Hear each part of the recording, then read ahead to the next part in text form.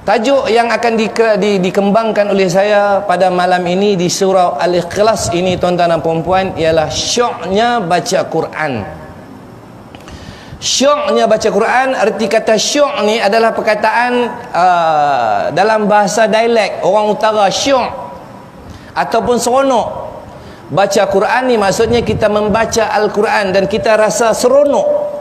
Ada orang seronok apabila jalan-jalan daripada Kuala Lumpur cuti sekolah, dia pergi Pulau Pinang, Pulau Langkawi, dia seronok bawa jalan-jalan. Ada orang seronok apa? Seronok kahwin, senyum kahwin. Allahu Akbar. Ada adik-adik kita seronok cuti sekolah. Oh, yiha. Apa lagi?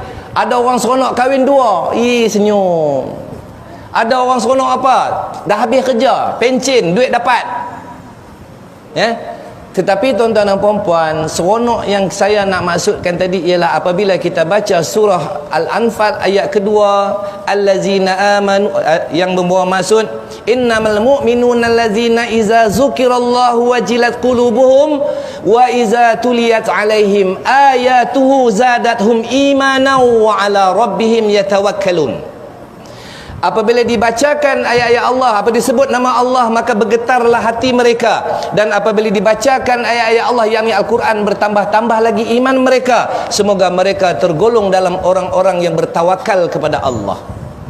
Sebab apa tuan-tuan? Saya bukan ustaz nah. Saya lagi orang panggil ustaz sekarang ni viral. Tak ada ilmu cerita ustaz, baru setong jagung cerita pasal ustaz. Tapi saya nak beritahu ni tengah live-live ni kan.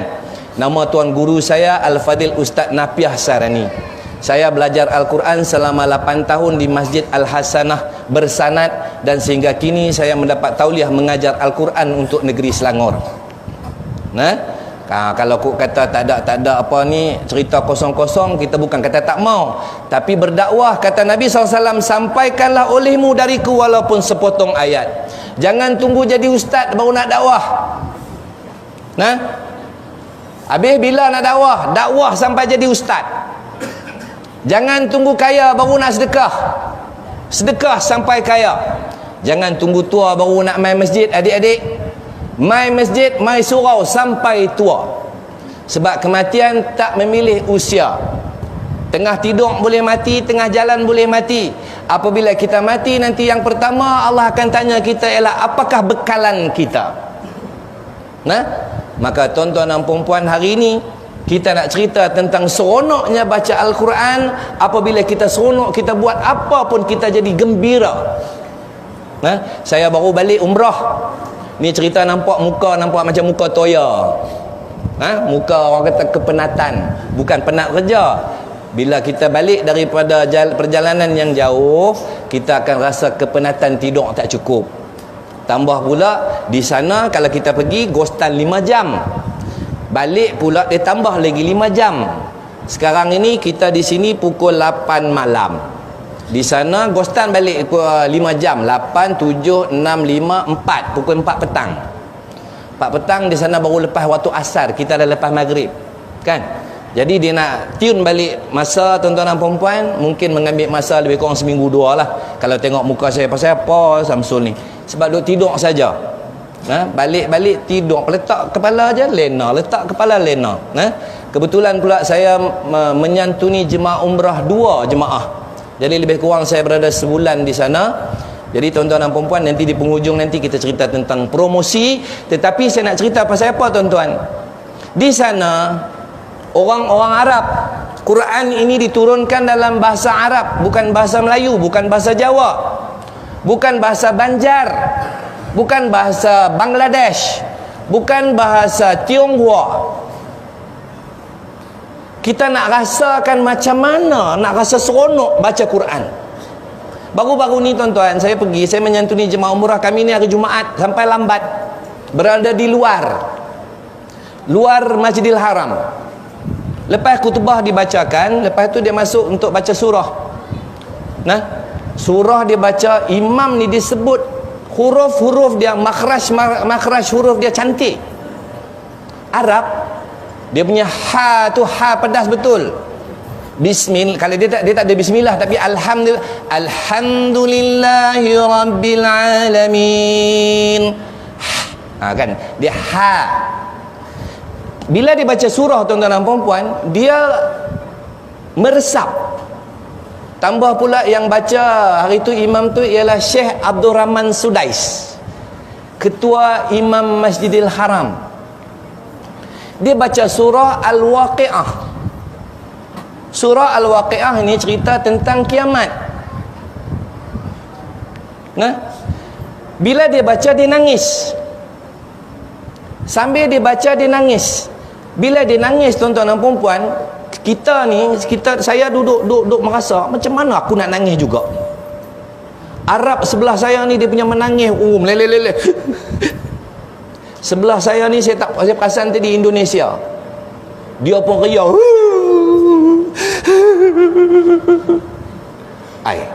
Saya ni belajar Quran tapi saya tak apa nak faham sangat apa dia. Saya tahu cerita pasal kiamat, tapi apa ayat tu cerita pasal apa. Selepas habis bagi salam, tuan-tuan dan puan-puan, saya nak tanya Arab tu, saya pun tak pandai tanya Arab. Nak cakap Arab pun tak reti, saya tanya Indonesia tu, Pak, tadinya surah Al-Waqi'ah yang dibaca tadi tu bapak faham maksudnya? Enggak faham aku. Lantas lalu bagaimana bapak boleh nangis sampai begitu rupa? Aku lihat itu orang Arab tu nangis, aku pun nangis. Tuan-tuan, walaupun Al-Quran ini adalah mukjizat yang diturunkan kepada Nabi kita, Nabi Muhammad sallallahu alaihi wasallam, kekal hingga ke hari kiamat, tetapi tuan-tuan dan puan-puan, kita kena ada rasa. Rasa dia macam mana, tuan-tuan? Fitnah akhir zaman sekarang ini, tuan-tuan dan puan-puan yang saya hormati sekalian, adik-adik, kita sekarang berada di fitnah akhir zaman. Samsul daripada Quran tiba-tiba cerita fitnah pasal apa pula? Tuan-tuan, saya pasti kita yang berada di sini semua ada handphone seorang satu. Handphone ni dipanggil telefon pintar. Tetapi tuan-tuan dan puan-puan, kepintaran telefon itu lebih pintar dari kita. Fitnah akhir zaman macam mana kita kata? Saya katakan tuan-tuan, tuan guru saya kata apa? Tuan-tuan, cuba kita fikir hari ini, hari Jumaat. Kita nak rasa seronok baca Quran macam mana kalau kita pegang handphone lagi banyak kali daripada kita pegang Al-Quran? Tuan-tuan, cuba bayang bulan Ramadan. Tak lama ni kita dah masuk Rejab, kita masuk Rejab, Syakban, Ramadan. Bulan Ramadan kita akan pegang Quran, dan insya-Allah kebanyakan orang boleh khatam Quran sebulan Ramadan. Sebelum solat dia baca 5 muka, lepas solat 5 muka. Satu hari dia akan baca lebih kurang 10, 5, 10, lebih kurang dah 20 muka. Ataupun 10 muka satu hari, tuan-tuan. Maka kalau sebulan tamat Quran. Tapi tuan-tuan, kalau kita cek balik, bila kali terakhir kita pegang Quran adalah Ramadan tahun lepas. Bilakah kali terakhir kita pegang telefon? Sekarang. Tuan-tuan, fitnah ni Allah akan tanya kepada kita. Daripada mana pula Samsul cerita? Surah Luqman. Luqman berpesan kepada anaknya, wahai Luqman, wahai anakku, setiap satu perkara yang kamu buat, kamu terima, kamu ambil, kamu dapat, walaupun sebesar-besar perkara, walaupun sekecil-kecil benda, sebesar biji sawi, yakni ataupun dalam batu pun Allah akan tanya. Hadirin hadirat, tuan-tuan dan puan-puan yang saya hormati sekalian, mana nak datang seronok kalau kita tak gunakan apa yang Allah bagi kepada kita untuk kita bawa bekal mati, tuan-tuan.